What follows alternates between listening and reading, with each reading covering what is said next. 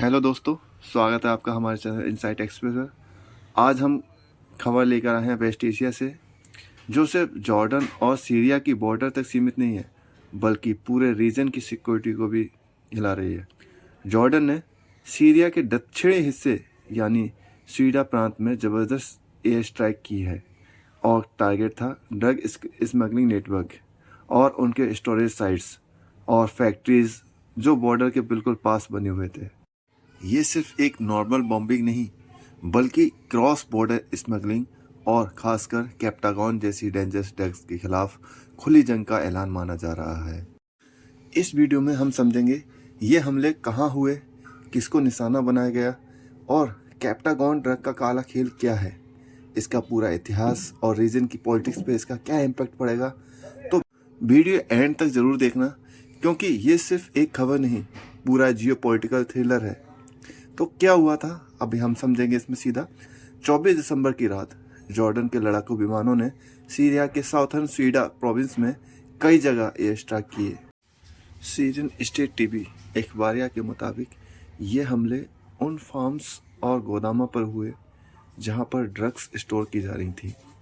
साथ ही एक weapon facility भी निशाना बनी जो स्मगलिंग गैंग यूज करते थे। ह्यूमन राइट्स मॉनिटर्स जैसे Syrian observatory for human rights ने भी कंफर्म किया कि बॉर्डर के आसपास कई जोरदार ब्लास्ट होने गए और पूरे इलाके में रात भर एयरक्राफ्ट की हैवी मूवमेंट दिखी। जॉर्डेनियन आर्म फोर्स ने ऑफिशियली स्टेटमेंट में कहा कि हमने आर्म्स और ड्रग ट्रैफिकर्स को न्यूट्रलाइज किया है और उन फैक्ट्रीज व वर्कशॉप को हिट किया है जिन्हें ये लोग जॉर्डन के अंदर स्मगलिंग ऑपरेशन लॉन्च करने के बेस की तरह यूज कर रहे थे। साधारण भाषा में समझें तो टारगेट नंबर 1 पर था ड्रग स्टोरेज साइट्स और टारगेट नंबर 2 पर था वेपन्स और स्मगलिंग गैंग्स के हार्ड आउट टारगेट्स और पुराना सीरियन आर्मी आउटपोस्ट जिसे ड्रग गोडाउन में बदल दिया गया था। ये डायरेक्ट सिग्नल है कि जॉर्डन अब सिर्फ बॉर्डर पर ही पकड़ रखकर नहीं, बल्कि बॉर्डर के उस पार भी एक्शन मोड में आ गया है। अब सवाल उठता है कि आखिर इतना बड़ा रिस्क लेकर जॉर्डन सीरिया के अंदर क्यों जा रहा है। तो इसका एक शब्द में जवाब है कैप्टागॉन। कैप्टागॉन एक सिंथेटिक स्टिमुलेंट है, बेसिकली एम्फेटामाइन जैसे ड्रग जो यूजर्स को लंबे समय तक जागे रहने और एक्स्ट्रा एनर्जी का एक ट्रैक एहसास देता है। पिछले कई सालों में सीरिया पूरे रीजन की ड्रग फैक्ट्री बन चुका है, खासकर कैप्टागॉन के मामले में, और ये पिल्स बड़ी मात्रा में सीरिया से निकलकर जॉर्डन के रास्ते गल्फ देशों तक पहुंचती थी। 2019 के बाद सीरिया में कैप्टागॉन को स्टेट बिल्ड ड्रग एम्पायर तक कहा गया, क्योंकि रिपोर्ट्स के मुताबिक असद रिज़ाइम के बड़े अफसर, मिलिट्री यूनिट्स और ईरान बैक्ड ग्रुप इस ट्रेड से मोटा पैसा कमा रहे थे। कई रिसर्च इसे कैप्टागॉन वार नाम देती हैं, जहां एक तरफ राज्य और मिलिशिया प्रोडक्शन और स्मगलिंग से कमाई कर रहे थे और दूसरी तरफ जॉर्डन जैसे पड़ोसी देश अपनी बॉर्डर सिक्योरिटी बचाने के लिए लड़ रहे थे। जॉर्डेनियन अधिकारी और वेस्टर्न एजेंसीज बार बार कहते रहे हैं कि सीरियन साइड पर मौजूद स्मगलर्स कुछ करप्ट आर्मी यूनिट्स और ईरान मिलिशियाज मिलकर ये नेटवर्क चलाते हैं। जॉर्डन की चिंता 2 लेवल पर है। एक, खुद जॉर्डन में कैप्टागॉन का डोमेस्टिक कंजप्शन बढ़ रहा है। दूसरा, जॉर्डन ट्रांजिट रूट बन गया है गल्फ और यूरोप के लिए, जिससे उसकी सिक्योरिटी और इंटरनेशनल इमेज दोनों पर प्रेशर पड़ता है।